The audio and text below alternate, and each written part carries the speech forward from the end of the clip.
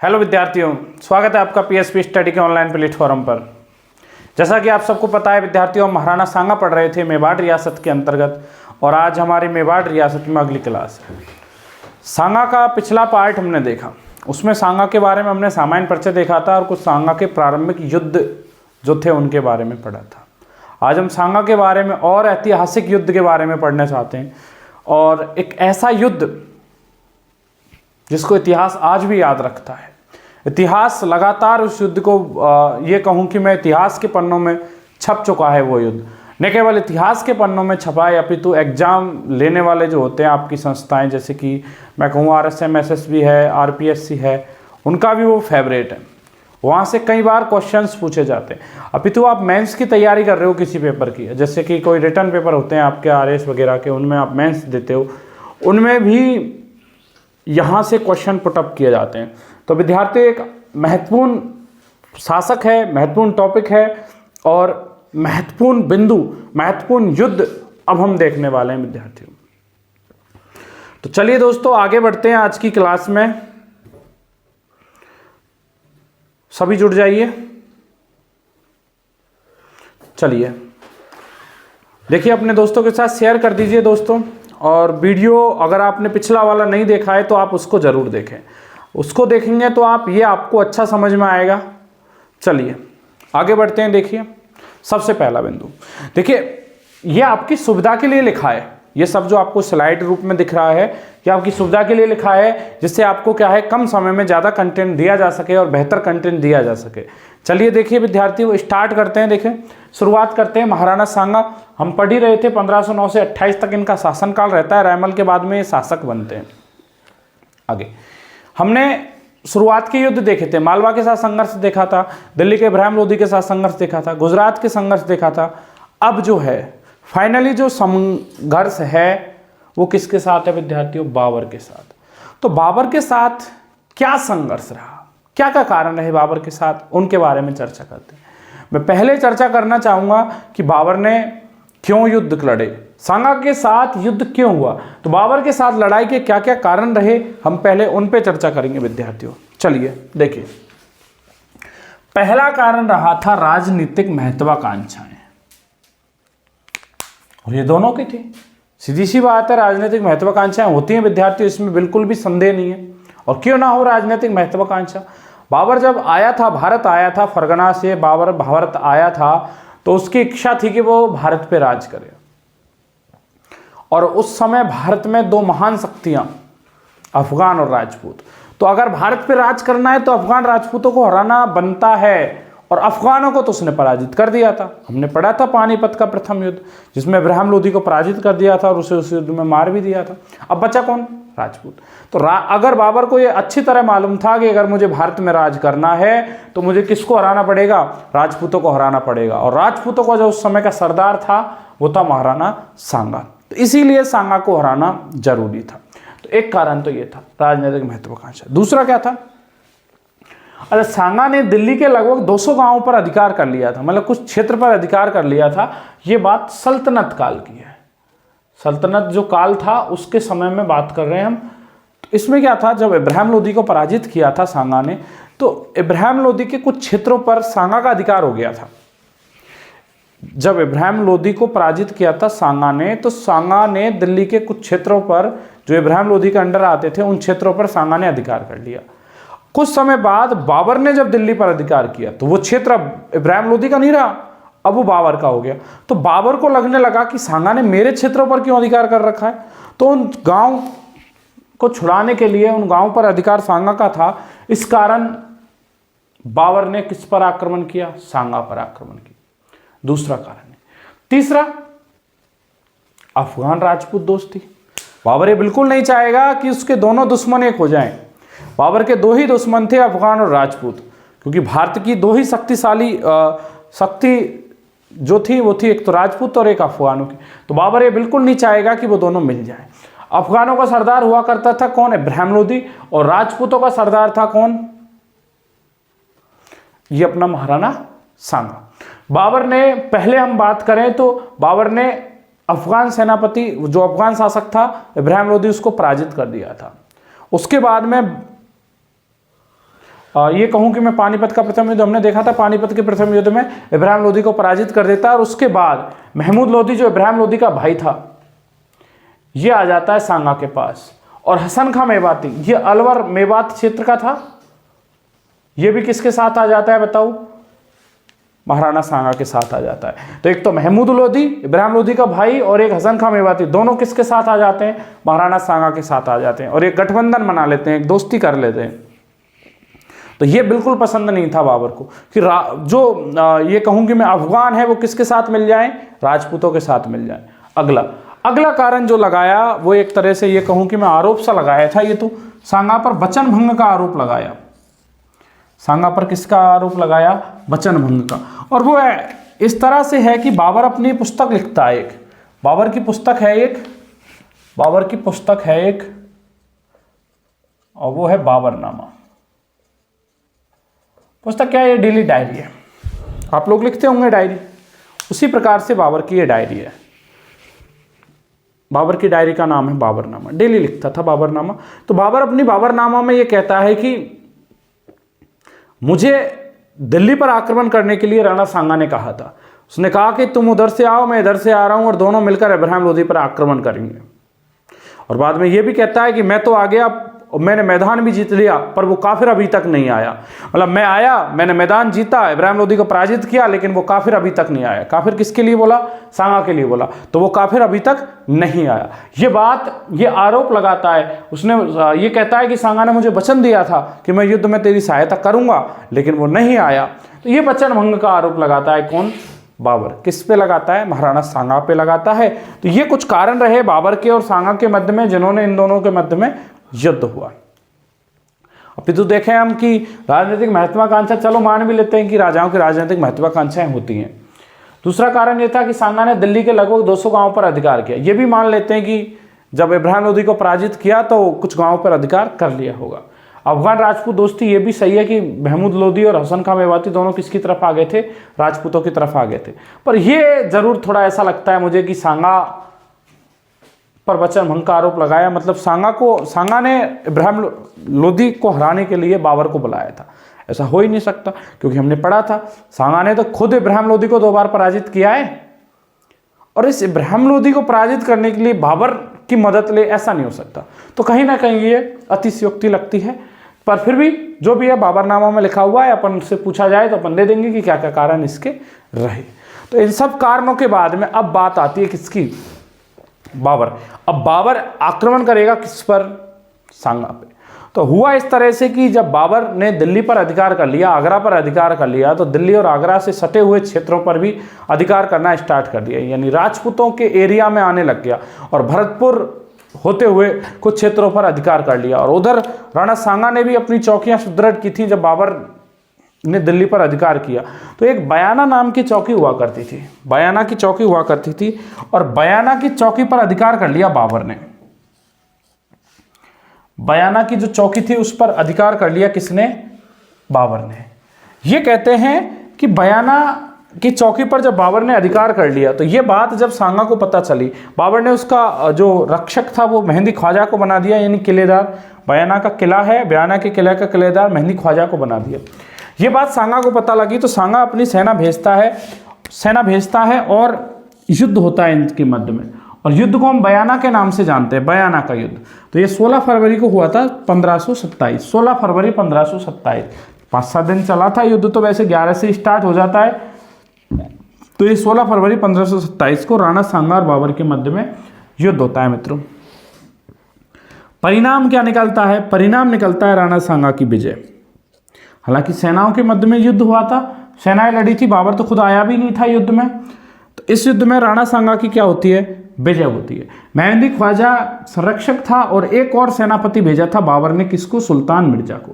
तो दोनों को पराजित कर दिया जाता है। न केवल पराजित किया जाता है, अपितु भगा के मारा जाता है। यानी किले से तो दूर खदेड़ दिया, सैनिक पीछे भाग रहे थे और पीछे से ये कहूँ सांगा के सैनिक पीछे जाते हैं और उनको पीछे जाकर भी मारते हैं, उनके पीछे पीछे जाते हैं और पीछे पीछे मारते हैं उनको जाके। बुरी तरह खदेड़ा उनको। क्या लड़ाई लड़ी सांगा के सैनिकों ने, थोड़े ही समय में पूरे किले के जितने भी मुगलिया सैनिक थे उन सबको पराजित करके फेंक दिया। क्या जबरदस्त लड़ाई थी। तो ये सब देखा सैनिकों ने, और सैनिक यहाँ से 9 तो 11 हो गए और सीधे दिल्ली रवाना हो गए। ये था बयाना का युद्ध, जो राणा सांगा की वीरता को दिखाता है, राणा सांगा के सैनिकों के शौर्य को दिखाता है ये। तो पहले युद्ध में इनके मध्य में, बाबर और सांगा के मध्य में जो युद्ध हुआ, उसमें कौन जीत जाता है? राणा सांगा। अब राणा सांगा इस बात का बदला जरूर लेगा, वो बाबर इस बात का बदला जरूर लेगा। बाबर चाहेगा कि वो सांगा से दोबारा युद्ध लड़े, और दोबारा युद्ध उसने लड़ा। और अब की बार बाबर जो है पूरी तैयारी के साथ आता है, और तैयारी के साथ आकर कहाँ आता है विद्यार्थियों? खानवा। खानवा नामक स्थान पर पूरी तैयारी के साथ युद्ध लड़ने आता है, और युद्ध का नाम है खानवा का युद्ध। कब हुआ खानवा का युद्ध? 17 मार्च 1527। 17 मार्च 1527, लगभग 1 महीने बाद। 1 महीने बाद बाबर दोबारा आता है। कहाँ पे आता है? खानवा। खानवा कहाँ पड़ता है विद्यार्थियों? ये पड़ता है रूपबास में, और रूपबास पड़ता है अपना भरतपुर में। रूपबास कहाँ पे है? भरतपुर में। ये बयाना भी भरतपुर में विद्यार्थियों। बयाना का किला आप किलों में पढ़ते हो, बयाना का किला कहाँ पे है? भरतपुर में। रूपबास भी कहाँ पे है? भरतपुर में। तो ये भरतपुर की घटना है मित्रों। भरतपुर के खानवा नामक स्थान पर, खानवा नामक स्थान पर 17 मार्च 1527 को एक भयानक युद्ध होता है, और उस युद्ध में एक तरफ तो था राणा सांगा, और दूसरी तरफ थी बाबर की फौज। राणा सांगा और बाबर की फौज के मध्य में युद्ध होता है, पर इसका परिणाम बयाना के युद्ध से उल्टा निकलता है, और परिणाम निकला कि बाबर इस युद्ध को जीत जाता है मित्रों। बाबर इस युद्ध को जीत जाता है, लेकिन बाबर युद्ध को जीता, लेकिन बाबर को बड़ी मशक्कत करनी पड़ी इस युद्ध के लिए। क्या मशक्कत करनी पड़ी, उस पर चर्चा करते हैं। युद्ध जो हुआ उससे पहले बहुत सारी घटनाएं घटित हुई थी, उनके बारे में हम एक एक करके चर्चा करते हैं। पहले मैं बात करता हूं कि युद्ध से पहले जो प्रमुख घटनाएं घटित हुई थी, उन्हें बाबर ने क्या किया, मतलब बाबर की तैयारी। आप ये बोल सकते हो कि बाबर की तैयारी, बाबर की क्या तैयारी रही, और आगे पढ़ लेंगे हम सांगा की तैयारी। बाबर की क्या तैयारी रही, बाबर ने क्या क्या तैयारी की, उन पे चर्चा करते हैं विद्यार्थियों। तो बाबर की तैयारियों के बारे में हम बात करें, जब सैनिक यहां से गए, सैनिक यहां से गए, यानी बयाना का युद्ध हारकर जब सैनिक, कुछ सैनिक भागकर गए, बाबर के पास गए, बाबर को सुनाया कि ऐसे ऐसे हुआ, चलो ठीक है मान लिया। जब युद्ध नजदीक आया, खानवा का युद्ध, तो बाबर अपने सैनिकों को इकट्ठा करता है और उनको एक भाषण देता है, एक जोशीला भाषण देता है। सबको इकट्ठा किया और बाबर कहता है कि सैनिकों, कल हम युद्ध के लिए रवाना लेंगे, कल हम यहां से निकलेंगे और युद्ध करेंगे। सैनिकों ने पूरे जोश के साथ कहा बाबर ने, पर सैनिकों ने मना कर दिया, तो हम नहीं जाएंगे युद्ध करने।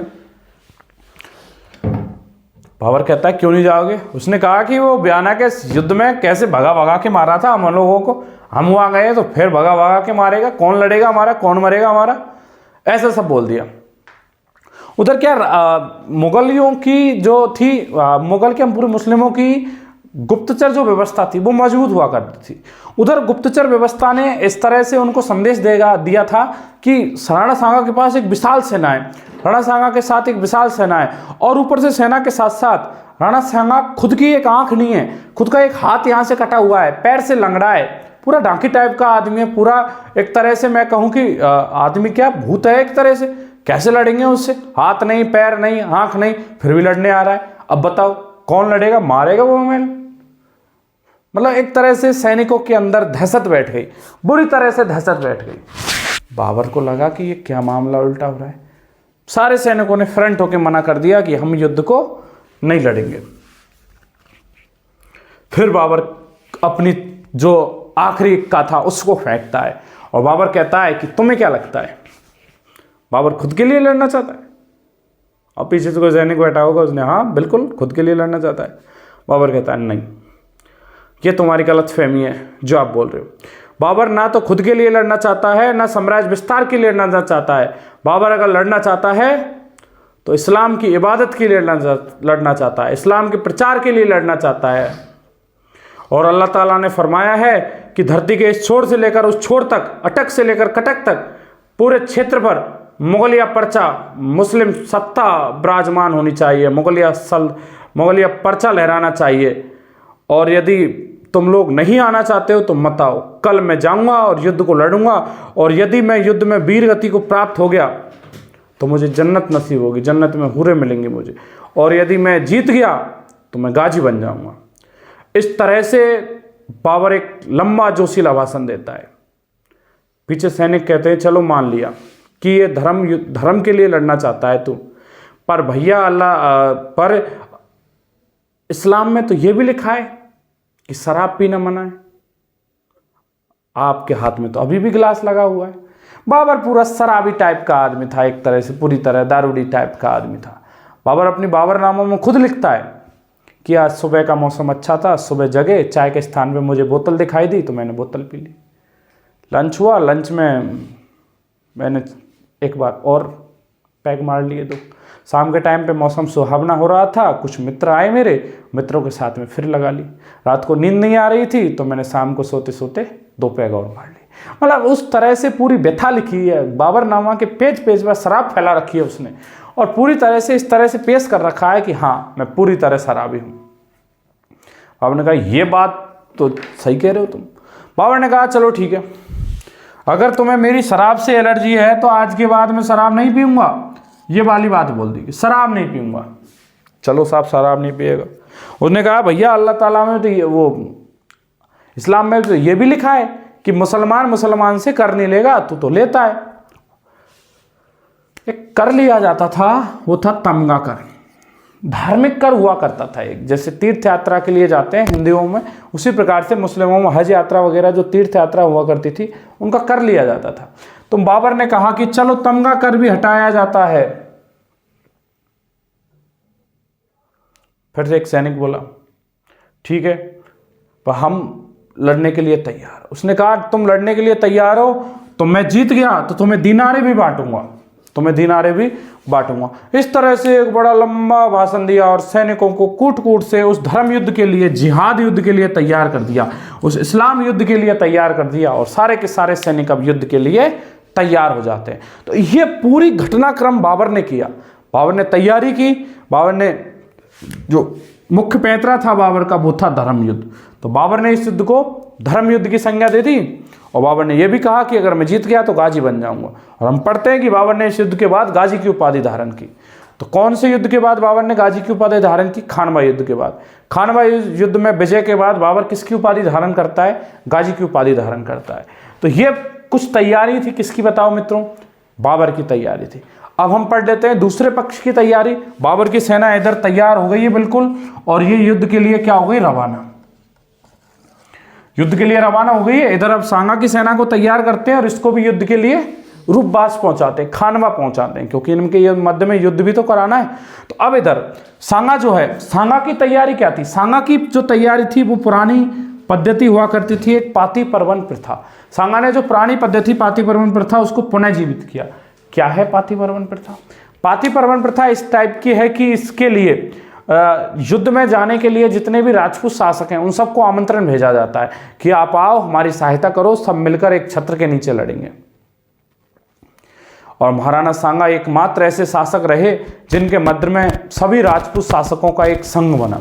हम पढ़ते हैं इतिहास में, न इससे पहले न इससे बाद में राजपूत शासकों का संघ जो बना है वो सांगा के काल में बना है। राजपूत शासकों का संघ, और बहुत सारे शासक आए राणा सांगा की सहायता करने। तो एक संघ जो बना था राजपूत शासकों का वो राणा सांगा के काल में बना, और पाती पर्वन प्रथा के तहत बहुत सारे राजपूत शासक सहायता करने आए। किसकी मित्रों? राणा सांगा की। वो कौन कौन से शासक थे जो राणा सांगा की सहायता करने आए मित्रों? उनके बारे में हम चर्चा करेंगे। सबसे पहले आप इसका स्क्रीनशॉट ले लें, फिर हम आगे बढ़ते हैं अगली स्लाइड की ओर। चलिए मित्रों, एक बार आप स्क्रीनशॉट ले लें सभी। चलिए विद्यार्थियों, अगली स्लाइड आपके सामने है। देखिए, तो हम पढ़ रहे थे पाती पर्वन प्रथा के बारे में। और पाती पर्वन प्रथा के बारे में हमने देखा था कि पाती पर्वन प्रथा के तहत में राजस्थान के विभिन्न जगहों से, लगभग सभी जगहों से शासक आए, राणा सांगा की सहायता करने आए। न केवल राजस्थान के शासक, राजपूताना के शासक, अपितु जो राजस्थान से जिनकी सीमाएं सटी हुई थी, पड़ोसी राज्य गुजरात, मध्य प्रदेश, उत्तर प्रदेश, वहां तक के शासक राणा सांगा की सहायता करने आए विद्यार्थियों। तो तभी हम बोल रहे थे कि राणा सांगा एकमात्र ऐसे शासक हैं जिनके काल में राजपूताना का एक संघ बना, ना पहले बना ना बाद में बना। कौन कौन आए उन पे चर्चा करूं मैं विद्यार्थियों। देखें, आमेर रियासत, जयपुर आमेर रियासत, आमेर से आए थे पृथ्वीराज कछवा। बांगड़ डूंगरपुर बांसवाड़ा, वहां से आए थे उदय सिंह, महारावल उदय सिंह वहां से आए थे। अगला मारवाड़ एक बड़ी रियासत है, क्षेत्रफल की दृष्टि से भी हम पढ़ते हैं सबसे बड़ी रियासत है। यहां से आए थे राव मालदेव उस समय युवराज थे मित्रों, याद रखना। शासक थे राव गांगा वहां के, और युवराज अपने पुत्र को भेजा था राव मालदेव को 5000 सैनिकों के साथ। बीकानेर का हाल था, ये भी राठौड़ों की रियासत थी बीकानेर। और बीकानेर के जो आए थे बीकानेर से, वो आए थे कल्याणमल, ये भी युवराज थे। शासक इस समय थे राव जैतसी और आए थे कल्याणमल। मेड़ता से आए थे बीरमदेव, रतन सिंह के पुत्र। सादड़ी से झाला अज्जा, ये आगे ध्यान रखना, ये काम आने वाला है। झाला अज्जा, सेनापति झाला अज्जा। गोगुंदा से आए थे झाला अज्जा सादड़ी से, और झाला सज्जा गोगुंदा से। देवलिया से आए थे बाघ सिंह, देवलिया प्रतापगढ़ में मित्रों, देवलिया प्रतापगढ़ से आए थे बाघ सिंह। गोगुंदा उदयपुर में है, सादड़ी प्रतापगढ़ में है। सिरोही से आए थे अखेराज देवड़ा। चंदेरी के मेदिनी राय, हमने पहले भी पढ़ लिया है मेदिनी राय के बारे में, तो चंदेरी के मेदिनी राय। जगनेर, ये भरतपुर के निकट पड़ता है, ये स्थान भरतपुर के निकट पड़ता है, लेकिन पड़ता यूपी में है, आता यूपी में है जगनेर। अशोक परमार, और ये अशोक परमार के बारे में आप पढ़ते हो कि राणा सांगा ने इनको बिजौलिया भेंट किया था। बिजौलिया का एक ठिकाना था, बिजौलिया ठिकाने के संस्थापक कौन है? अशोक परमार। किसने दिया था? राणा सांगा ने दिया था। सलूम्बर के रतन सिंह चुंडावत, सलूम्बर से कौन आए थे? रतन सिंह चुंडावत। वर्तमान में नया जिला बन चुका है विद्यार्थियों सलूम्बर, पहले उदयपुर में आता था, अब नया जिला है सलूम्बर। तो सलूम्बर से कौन है? रतन सिंह चुंडावत। थोड़ी सी मेहनत आपको उसमें भी हो रही होगी कि नए जिले बने हैं, उनमें थोड़ी बहुत दिक्कत तो आ रही होगी विद्यार्थियों, पर हम नए पैटर्न के साथ पढ़ रहे हैं। पुराना आपको बता रहे हैं लेकिन नए के साथ साथ हम पढ़ रहे हैं। आगे नागौर से आए थे खानजादा। इधर बात करें इडर गुजरात में पड़ता है, और यहां से आए थे भारमल। मैंने बताया था आपको रायमल और भारमल के मध्य में संघर्ष हुआ था। रायमल की मृत्यु हो जाती है, उसके बाद में राणा सांगा भारमल को राजा स्वीकार कर लेता है। रायसेन ये मध्य प्रदेश में पड़ता है, और यहाँ से आए थे सहलदी तबर। बूंदी से आए थे नरपत हाड़ा। मेवात से हसन खां मेवाती और महमूद लोदी जो है वो दिल्ली, इब्राहिम लोदी के भाई। तो कुछ महत्वपूर्ण जो बिंदु हैं वो ये है कि हसन खां मेवाती और महमूद लोदी ये राणा सांगा का साथ देने वाले मुस्लिम सेनापति थे। तो राणा सांगा का साथ देने वाले मुस्लिम सेनापति एक तो था हसन खां मेवाती मेवात क्षेत्र का, और एक महमूद लोदी। जबकि इन सैनिकों में विश्वासघात करने वाला जो था वो था सहलदी तबर ने विश्वासघात किया। राणा सांगा की जो व्यूह रचना थी उसके बारे में पहले ही जाके बाबर को बता दिया, यानी बाबर की ओर मिल गया था, तो ये विश्वासघात करने वाला था। इधर आमेर और बांगड़ के जो हैं पृथ्वीराज कछवा और उदय सिंह, ये दोनों युद्ध में वीर गति को प्राप्त हो जाते हैं। मित्रों ये दोनों ध्यान रखना कि पृथ्वीराज कछवा आमेर के और बांगड़ के उदय सिंह ये दोनों वीर गति को प्राप्त हो जाते हैं। झाला अज्जा के बारे में हम पढ़ेंगे, सादड़ी के झाला अज्जा, राव मालदेव के बारे में पढ़ेंगे। ये प्रमुख ऐसे शासक हैं क्षेत्रों से आए हुए जिनके बारे में हमें विशेषतः पढ़ना है। इन्होंने राणा सांगा का खूब तो साथ दिया, अपितु जरूरत पड़ने पे भी साथ भी दिया। हम पढ़ेंगे झाला अज्जा, जब राणा सांगा भी यहाँ से निकलेंगे युद्ध भूमि से, तो राज मुकुट को जो धारण करेंगे, राज छत्र को जो धारण करेंगे वो है झाला अज्जा, और हंसते हंसते अपने प्राणों का बलिदान दे देंगे मित्रों। तो चलिए एक बार आप स्क्रीनशॉट लें इसका, फिर हम आगे खानवा युद्ध से संबंधित आपको परिचय करवाते हैं मित्रों। चलिए मित्रों, अभी आपने देखा कि कौन कौन शासक थे जो सहायता करने आए। अब मैं चर्चा करता हूं कि खानवा युद्ध की क्या व्यूह रचना थी, सांगा की क्या व्यूह रचना थी, और उधर बाबर की क्या व्यूह रचना थी। तो खानवा युद्ध के बारे में देखें मित्रों, एक तरफ तो ले लेता हूं मैं सांगा कि क्या तो किया था सांगा ने, और दूसरी तरफ लेता हूं मैं बाबर कि बाबर की क्या व्यूह रचना थी। चलिए, तो पहले मैं सांगा की व्यूह रचना के बारे में देखते हैं विद्यार्थियों कि सांगा ने क्या क्या अपनी व्यूह रचना की थी। तो सांगा की व्यूह रचना जो थी वो इस प्रकार से थी मित्रों कि सांगा ने क्या किया,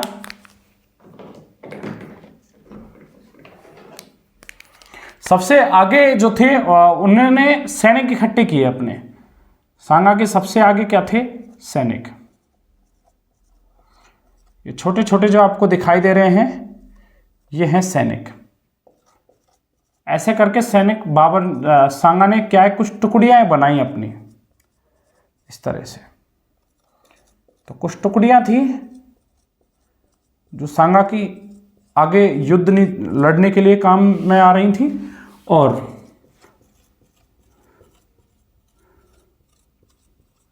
इस तरह से कुछ टुकड़ियां थी। इसके बाद में सांगा खुद था, यहां जो है कुछ टुकड़ियां और इस तरह से,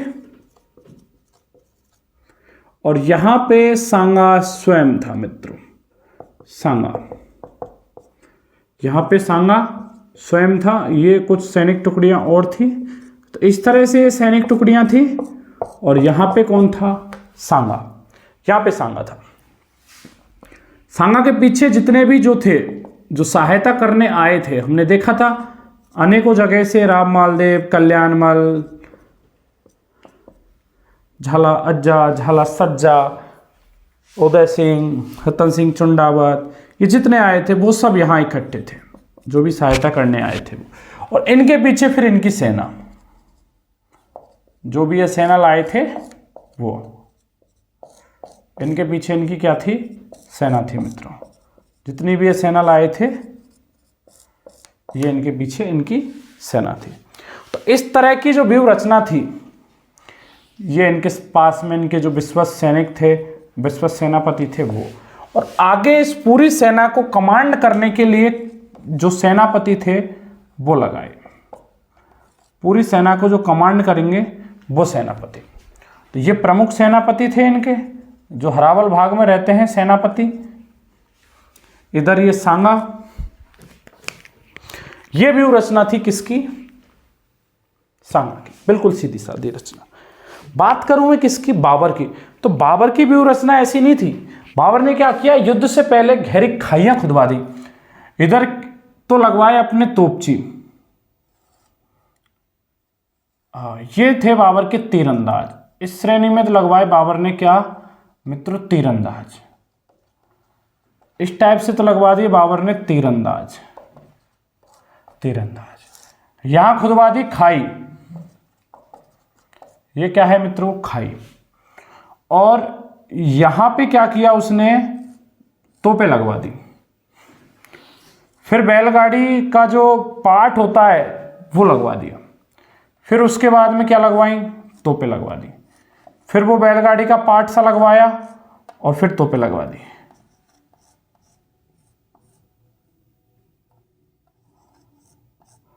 और उसके बाद में फिर से इधर क्या लगवा दिए, तीरंदाज।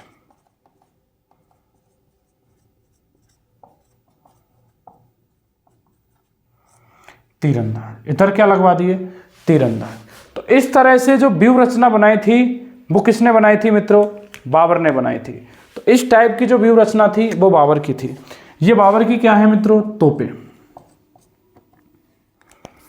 ये बाबर की क्या है, तोप। इसके बाद में कुछ सैनिक थे बाबर के। इसके बाद में बाबर के कुछ क्या थे, सैनिक। तो अब आप देखिए कि एक तरफ सांगा की व्यूह रचना और एक तरफ किसकी व्यूह रचना, बाबर की व्यूह रचना। कितना अंतर है दोनों की व्यूह रचना में। आगे मैं बात करूं तो जो इनके सैनिक थे, प्रमुख सेनापति, वो खड़े कर दिए। सेनापतियों में एक तो था हुमायूं, जो इसका पुत्र था। मेहंदी ख्वाजा नाम का सेनापति हमने पढ़ा था, बयाना का किलेदार बनाया था। ये एक सैनिक, ये बाबर के सैनिक। पूरी की पूरी एक बटालियन लेकर, ये बंदूक लिए हाथ में, ये बंदूकची थे। और इसके बाद में फिर बाबर ने इकट्ठे किए क्या, घुड़सवार। अगली जो टुकड़ी आएगी वो घुड़सवार की आने वाली है मित्रों। तो पूरी की पूरी इस तरह की व्यूह रचना बनाई कि युद्ध का पासा ही पलट जाए। और ये जितने खड़े किए हैं ये हैं घुड़सवार, घुड़सवार।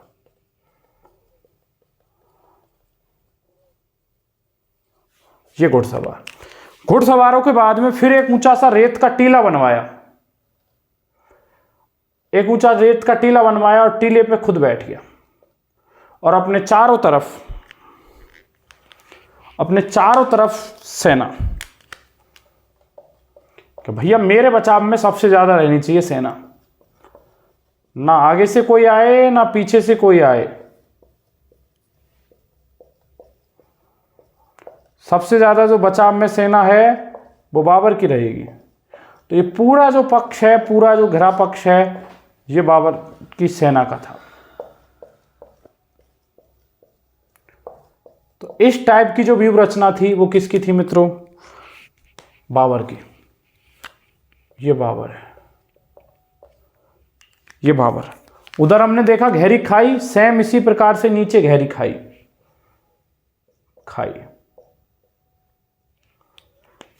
तो इस टाइप का युद्ध रहने वाला है। देखिए, एक तरफ बाबर, एक तरफ सांगा, एक तरफ बाबर, एक तरफ सांगा। इधर सांगा के सेना, इधर सांगा की सेना, उधर बाबर की सेना। युद्ध प्रारंभ होता है, इधर से जब आक्रमण की घोषणा होती है तो बाबर के जो सैनिक हैं वो आराम से बैठे हैं, इधर सांगा के सैनिक क्या करते हैं, युद्ध के लिए आगे बढ़ते हैं। सांगा के सैनिक जैसे युद्ध के लिए आगे बढ़े, युद्ध के लिए आगे बढ़े, अब इनको सैनिक दिख कौन रहे थे, इधर सैनिक इधर और इधर दिख रहे थे विद्यार्थियों। यहां तो पूरी लाइन में सैनिक ही नहीं है, क्योंकि यहां तो तोप का मुंह, तोप और ये बैलगाड़ियां लगी हुई थी, जिससे कुछ दिखाई नहीं दे रहा था। बैलगाड़ियां लगी हुई थी, तोप लगी हुई थी, कुछ दिखाई नहीं दे रहा था। सैनिक दिख रहे तो इधर और इधर। तो ये क्या करेंगे बताओ, सांगा के सैनिक भागे, सांगा के सैनिक जाएंगे और इधर जाएंगे, कुछ सैनिक इधर जाएंगे, क्योंकि जो सैनिक दिखेंगे लड़ेंगे उनसे ही तो है। तो सैनिक आते हैं और सैनिक जाते हैं इधर, और सैनिक जाते हैं इधर। और इधर से बाबर के तीरंदाजों ने क्या की, तीरों की बारिश की। इधर से आने लगे तीर आने लगे, इधर से तीर आने लगे। तो जो सांगा के सैनिक थे इन्होंने अपना रास्ता बदल लिया, मान के इधर जाएंगे तो मरेंगे, इसके बजाय ये खाली दीवार है, दीवार को कूद के निकल जाएंगे। तो सैनिकों ने रास्ता बदला, सैनिकों ने रास्ता बदला और सैनिक अब इस दिशा में आने लग गए। पहले जो दिशा थी वो बदल गई, अब दिशा बदल गई, तो सैनिकों की दिशा अब ये हो गई। तो यानी कि बाबर के तीरंदाजों ने जो सैनिक इधर आ रहे थे उनको बदल कर कहां कर दिया, इस दिशा में कर दिया। और अब चाहता यही था बाबर जब सैनिक ज्यादा इकट्ठे इस दिशा में हो गए, इस क्षेत्र में इकट्ठे हो गए, तो फिर तो खटका दबाने की बात थी। तोपों में गोला डाला और चलाया, तोपों में गोला डाला और चलाया। जितने सैनिक इस क्षेत्र में थे उन सबको तहस नहस कर दिया, यानी सबको मार गिराया। तोपों के गोलों ने, तोपों के आगे सांगा के सैनिक एक न टिके, पूरी तरह सैनिक घायल हो गए। तो ये जो पहली पट्टी थी एक तरह से वो पूरी की पूरी समाप्त हो गई। अब बात आती है रिजर्व टुकड़ियों की। सांगा की जो साइड में रिजर्व टुकड़ियां थी, सांगा के साथ में कुछ सैनिक थे, वो आते हैं और उनके साथ में अब सांगा कहता है कि मैं खुद लड़ूंगा। इधर बारूद थोड़ा बहुत कम पड़ गया था और आधे से ज्यादा सैनिक इसी तोपों के गोलों में आके सांगा के मारे जा चुके थे। बारूद कम हुआ, सांगा खुद आता है युद्ध लड़ने के लिए और अब सांगा खुद आया। लेकिन ऐसा कहते हैं कि उधर से एक भाला आकर सांगा काफी देर तक लड़ता रहा, लेकिन बाद में एक भाला आके सांगा के लग गया और सांगा उससे घायल हो जाते हैं, मूर्छित हो जाते हैं सांगा। और जब ये बात मूर्छित हो गए सांगा, ये देखी, मूर्छित हुए और देखा, ये उधर पीछे से जो राम मालदेव थे, मालदेव ने देखा कि राणा घायल हो गए हैं। तो मालदेव क्या करता है, युद्ध भूमि में से सांगा को निकालकर, ये सांगा थे और इनके साथ में था मालदेव, मालदेव सांगा को निकालकर लाता है युद्ध भूमि में से और निकालकर ले आता है बसपा। बसपा बढ़ता है मित्रों दौसा में।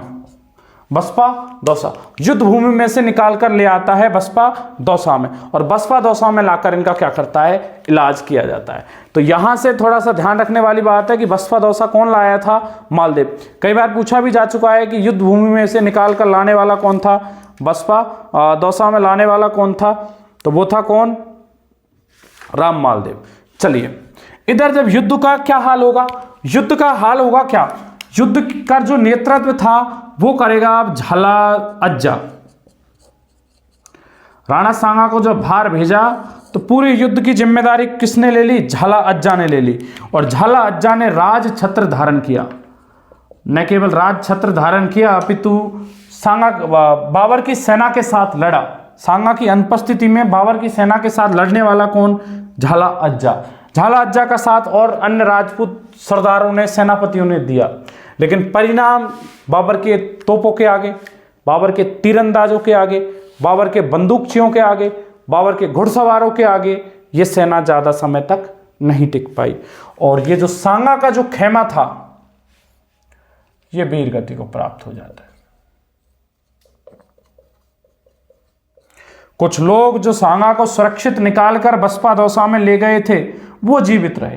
कुछ ऐसे भी लोग थे जो सांगा के साथ गए कि बीच में कोई और आक्रमण नहीं करते, सांगा को सुरक्षित पहुंचाना है बसपा दौसा, तो वो लोग जीवित रहे। और बाकी के कुछ जो सेनापति थे, जब सांगा ही नहीं रहा तो फिर लड़के क्या फायदा, तो वो वापस चले जाते हैं।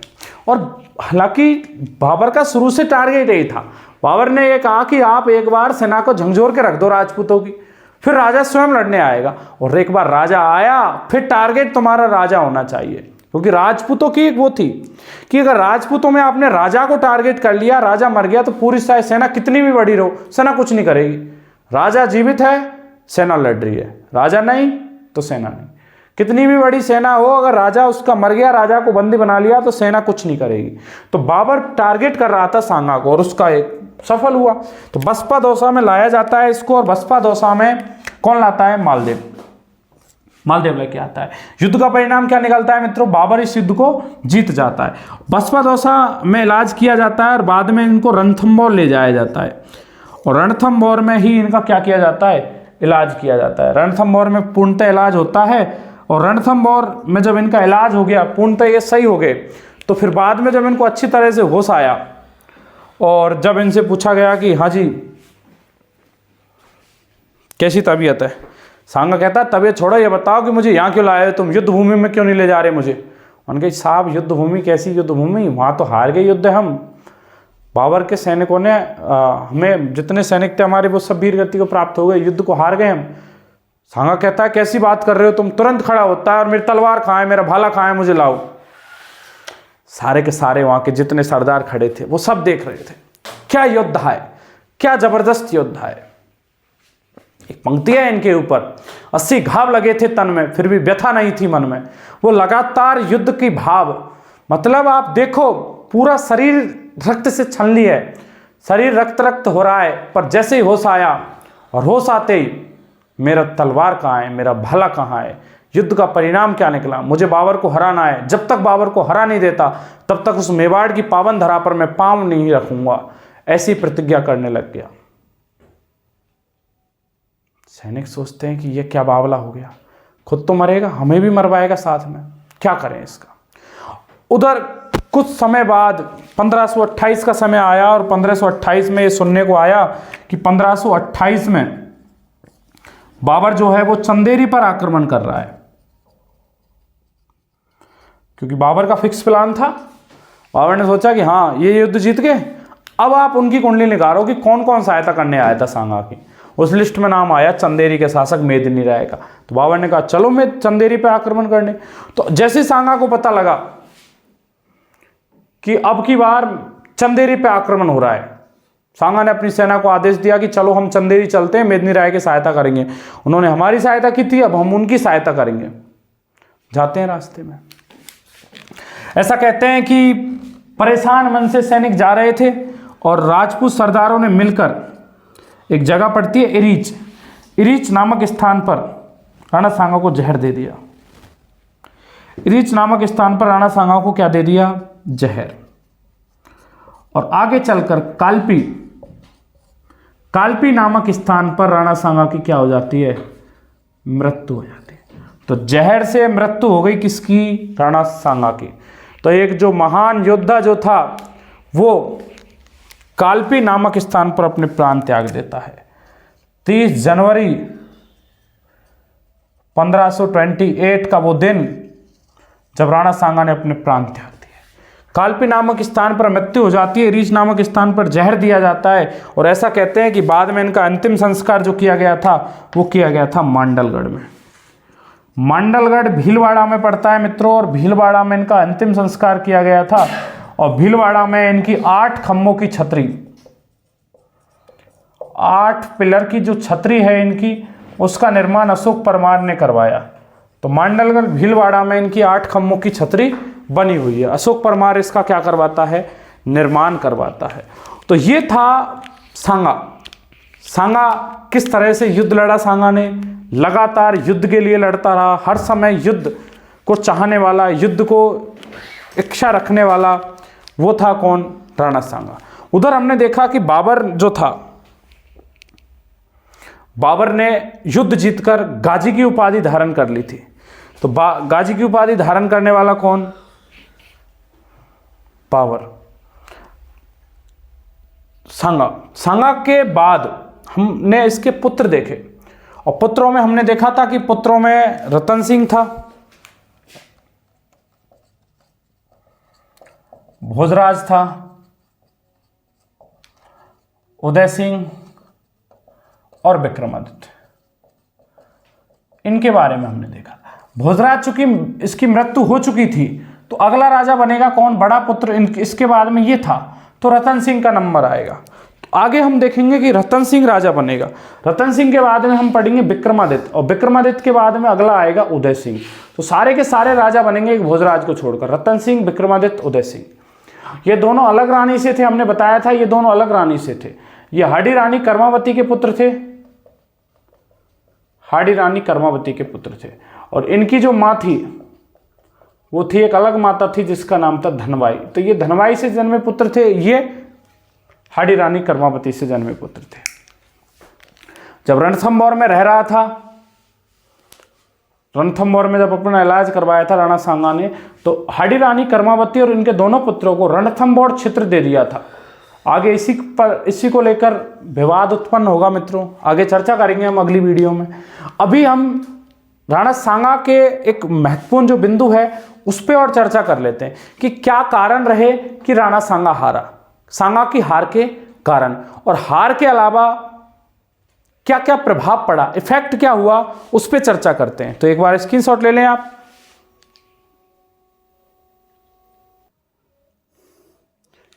चलिए विद्यार्थियों, अगली स्लाइड आपके सामने। मेंस में अक्सर आपसे इस तरह के क्वेश्चंस पूछे जा सकते हैं, क्योंकि डायरेक्टली आपको प्री में तो यहाँ से आपका ऑब्जेक्टिव टाइप का क्वेश्चन बनेगा, लेकिन मेंस में जो है रिटन टाइप के क्वेश्चंस बनते हैं। चलिए उसमें हम देखते हैं कि क्या क्या। देखो 2 बिंदु आपके सामने लिख रहे हैं। सांगा के बारे में हमने देखा किस तरह से सांगा युद्ध को हार जाता है, मूर्छित होकर निकाल लिया जाता है, मालदेव निकाल के ले आता है, वो सब घटनाएं हमने देखी। 30 जनवरी 1528 को सांगा को मृत्यु हो जाती है जहर देने के कारण कालपी में।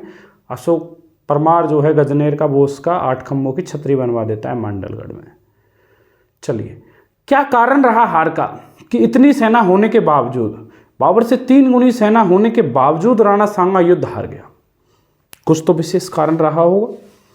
चलिए देखते हैं, उस विशेष कारण के ऊपर चर्चा करते हैं। देखिए सांगा की हार के क्या कारण रहे। पहला कारण बताया जाता है कि सहेल्दी तंवर और खानजादा ने विश्वासघात किया। मैंने बताया था आपको कि सहेल्दी तंवर रायसेन का और खानजादा नागौर का, इन दोनों ने विश्वासघात किया और ये बाबर की तरफ मिल गए।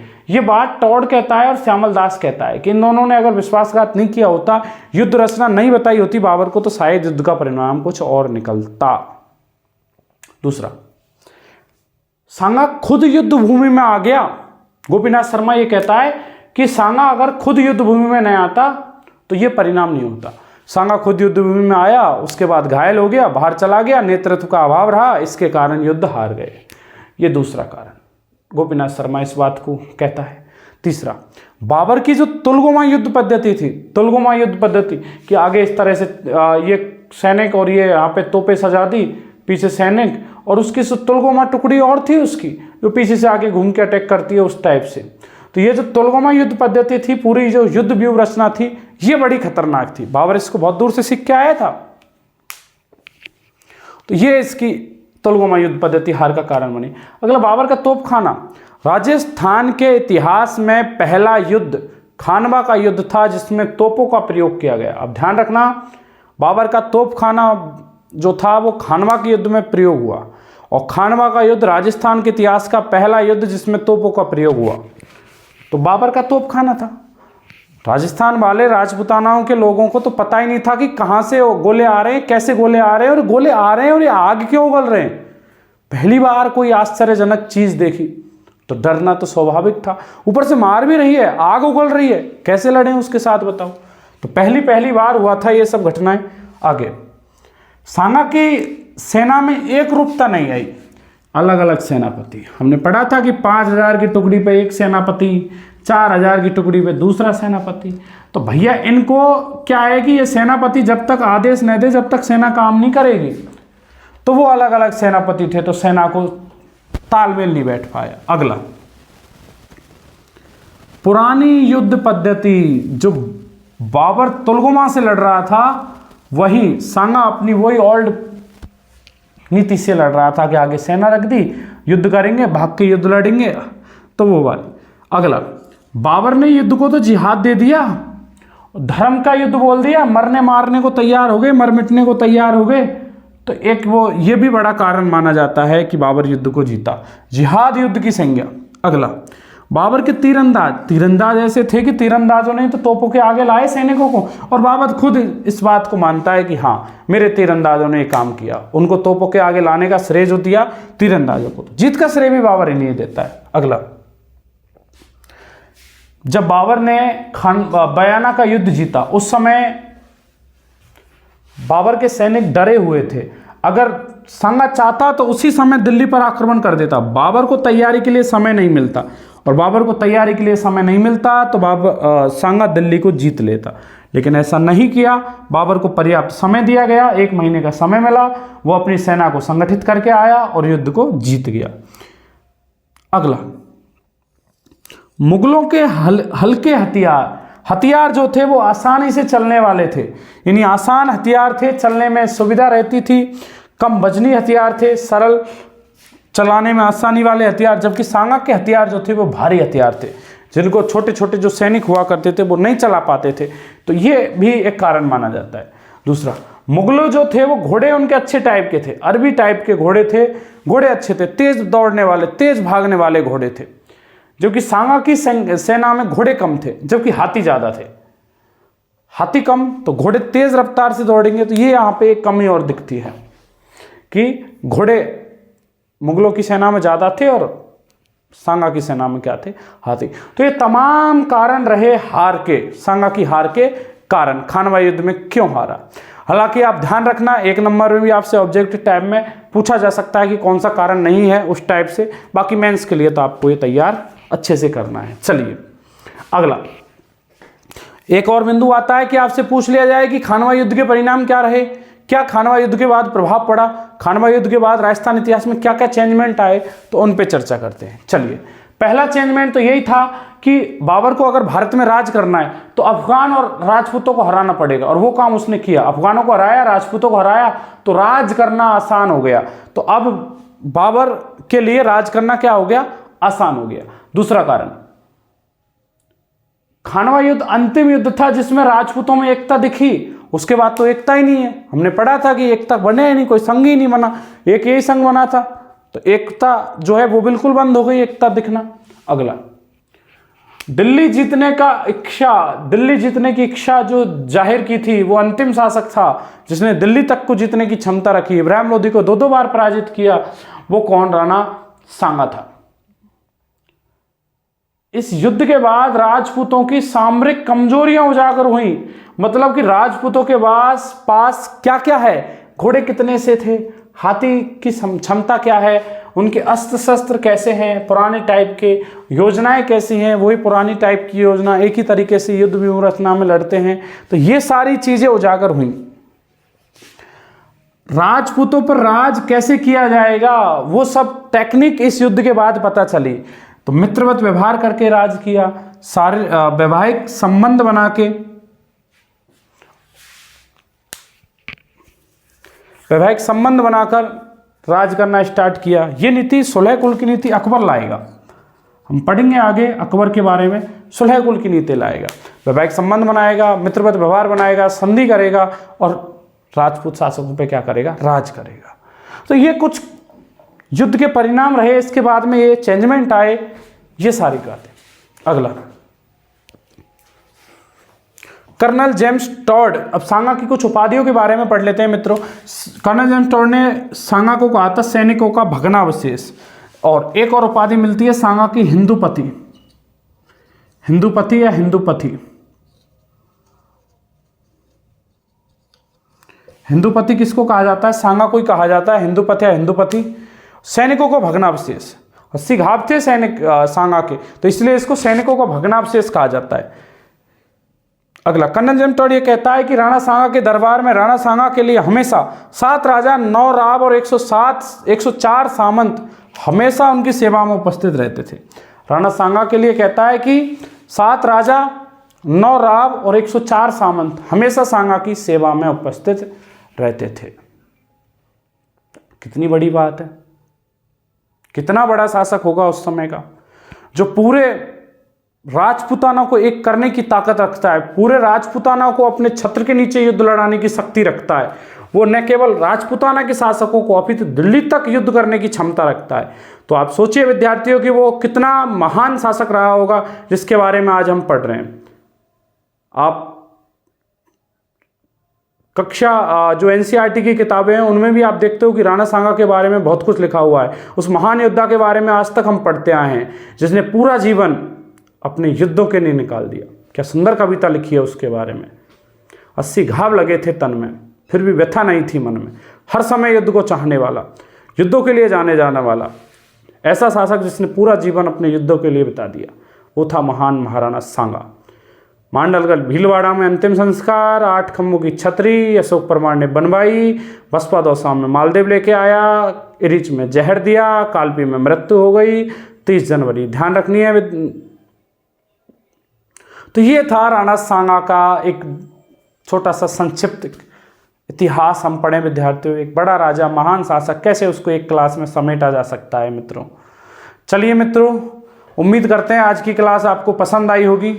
इससे आगे आने वाले शासकों को हम अगली क्लास में लेकर आएंगे। अगर आपको कोई दिक्कत है, कोई शंका है, तो आप कमेंट बॉक्स में साझा कर सकते हैं हमारे साथ में।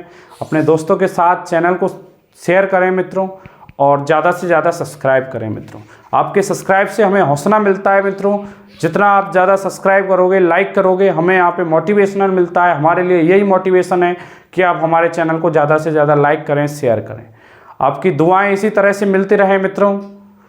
अगली क्लास फिर लेकर आऊँगा मैं, तब तक के लिए जय हिंद, जय भारत।